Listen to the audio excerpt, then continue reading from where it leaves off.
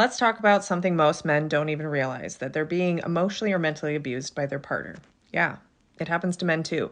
And if any of these things sound familiar, probably time to pay attention. Number one, you're walking on eggshells. Now, that doesn't necessarily mean you're being abused, but generally speaking, if you're monitoring every word, every tone, every facial expression, because you never know what's going to set her off, and in fact, your body is reacting and anticipating a blow up, that's not keeping the peace. That is conditioned fear, a survival response. Number two, she weaponizes your vulnerability.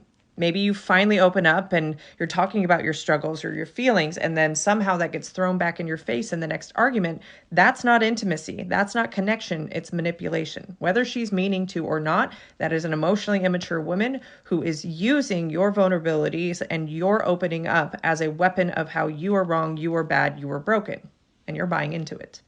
Number three, you're constantly being blamed for her emotions. If she's angry, if she's sad or disappointed, it's somehow your fault. You end up apologizing for how she feels instead of what you did. Number four, she uses affection or the withdrawal of it as control. She withholds touch, sex, or warmth until you earn it. Again, that's not love, that's punishment dressed up as a boundary. Number five, you no longer trust your own perception of reality.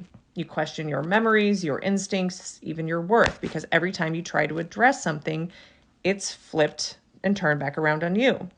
This would be classic gaslighting. So if you're nodding your head right now, this isn't about hating women or pointing fingers. It's about realizing that abuse isn't always physical, and men can end up in toxic, emotionally abusive dynamics too. The way out isn't by fixing her or waiting for her to get help, no matter how much you try to beg and plead and her go get her help. If she's being destructive to the relationship, that's where the boundary needs to be set. And it starts by you rebuilding you, learning how to set healthy boundaries so the cycle of degrading you stops, rebuilding your own self-worth so you no longer believe you're deserving of this kind of treatment, and you can advocate for how you will and will not be treated in a calm and firm way.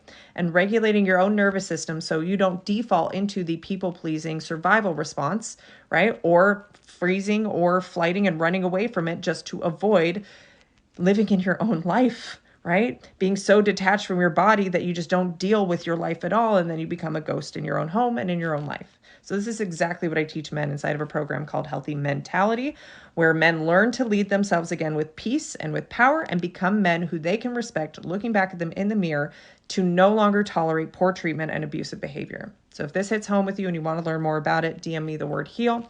And hey, my name's Tara and I'm on a mission to create a self-aware army because it's lonely in these self-aware streets.